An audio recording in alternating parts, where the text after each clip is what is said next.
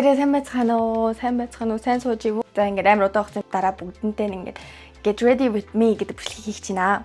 Энэ бичлэг юунаас үүдэлтэй вэ гэхээр манай 10 жилийн сайн найз маань надад мэддэхгүйгээр Солонгост ирчлээ би гэд надад чат бичээд тэгээ бөөн баяр би чинь бөөн уйлаа майлаа болж тэгээ сая нэг босоод нүр гараагаад байж гин.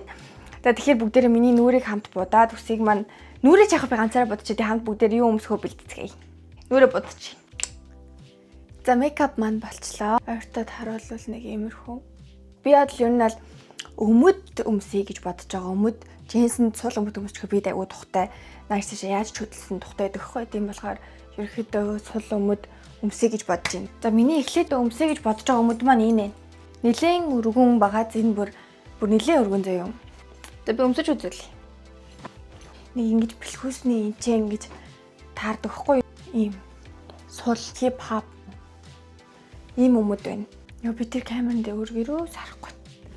За эхний лук маань энэ дээр энийг өмсчихье гэж бодож байна. За эсвэл заяа минийх ч биш л дээ. Ийм цамц байна. Ийм энтэй юу адилхан дөө өнгөтэй. Деталь энэ минь айгу хөөрхөн санагдаад идэв надаа. Ийм болж байна. Энэ маань бол ингээ нэг жоохон өгнөхон ийм байсан бол бас дэжгүй байгаа. Тийм. Тэгээ миний барих цүнх бол энэ. Жон бол ийм малгай байна. Энийг үзэж амар тийм хипхоп болчиход байт. Тэгээ энэ хувцас арай биш үү guys.